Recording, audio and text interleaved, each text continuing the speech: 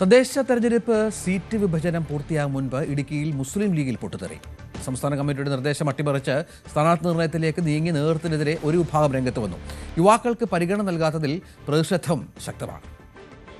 തദ്ദേശ തെരഞ്ഞെടുപ്പ് സീറ്റ് വിഭജനത്തിൽ ഇടുക്കി ജില്ലയിൽ UDF പ്രതിസന്ധി നേരിടുന്നതിനിടെയാണ് മുസ്ലിം ലീഗ് നേതൃത്വത്തിനെതിരെ ഒരു വിഭാഗം പരസ്യമായി രംഗത്ത് വന്നത്. 3 തവണയിൽ കൂടുതൽ മത്സരിച്ച ആളുകൾ മാറി നിൽക്കണമെന്ന സംസ്ഥാന നേതൃത്വത്തിന്റെ നിർദ്ദേശം വ്യക്തി താൽപര്യങ്ങൾക്ക് വേണ്ടി അട്ടിമറിക്കുകയാണ് എന്നാണ് ആരോപണം. സംസ്ഥാന നേതൃത്വത്തിന്റെ സർക്കുലർ വന്ന പത്രവാർത്തയുടെ കട്ടിംഗ് ഫ്ലെക്സിലാക്കി മുസ്ലിം ലീഗ് ഓഫീസുകൾക്ക് മുൻപിൽ വെച്ച് പ്രവർത്തകർ പ്രതിഷേധിച്ചു.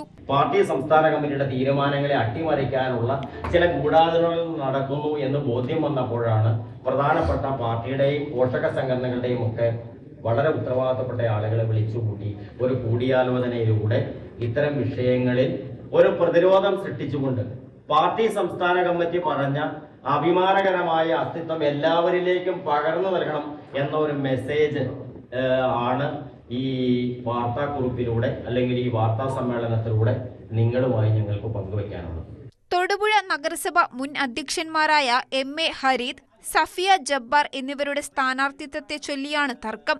ഇവർ തന്നെ വീണ്ടും തൊടുപുഴ നഗരസഭയിൽ തെരഞ്ഞെടുപ്പിൽ മത്സരിക്കുകയാണ് എങ്കിൽ വിമത സ്ഥാനാർത്ഥികളായി മുസ്ലിം ലീഗ് പ്രവർത്തകർ തന്നെ രംഗത്തുണ്ടാകുമെന്നും പ്രവർത്തകർ പറഞ്ഞു. എന്നാൽ പാർലമെന്ററി സമിതി യോഗം ചേർന്ന ശേഷം മാത്രമേ സ്ഥാനാർത്ഥികളെ പ്രഖ്യാപിക്കുകയുള്ളൂ എന്നും നിലവിലെ ആശങ്കയ്ക്ക് അടിസ്ഥാനമില്ല എന്നും ജില്ലാ നേതൃത്വം വ്യക്തമാക്കി. ന്യൂസ് 18 ഇടുക്കി.